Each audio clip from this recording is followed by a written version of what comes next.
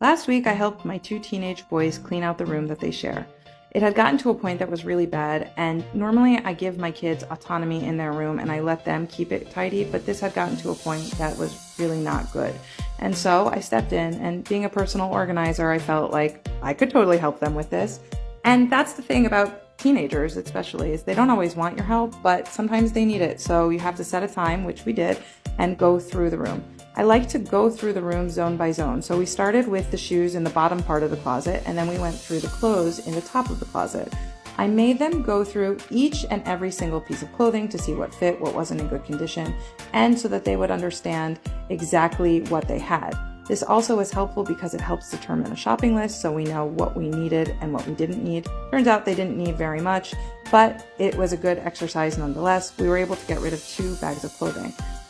I folded whatever they were keeping, and then I got out some IKEA stuck containers that I had left over from another project. I love these containers because they have 2 sides and they fit in almost every single closet.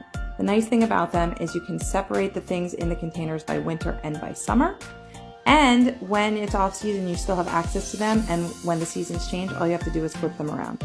It's important, you might not notice, but everything is labeled in the closet. I labeled the shelves, not the containers. After we finished the closet, I moved over to the IKEA Trofast units that we've had for about 15 years. They don't even make this model anymore, but it's a really great model because it's nice and it's tall. Everything is labeled here too, but we needed to go through each and every one of the baskets.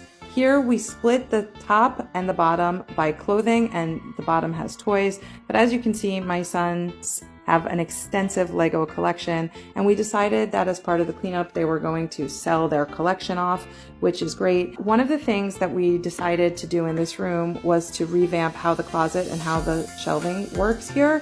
So we decided that the best course of action, and this is almost always the best course of action, is to declutter what we don't need anymore and see what we have. And then we could decide what we wanted to do.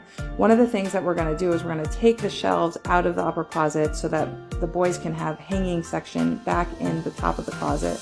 And whatever is spillover, because the Legos will be gone on the right side and the left side of the room, they will now have more room in these Trofast units to hold their clothing.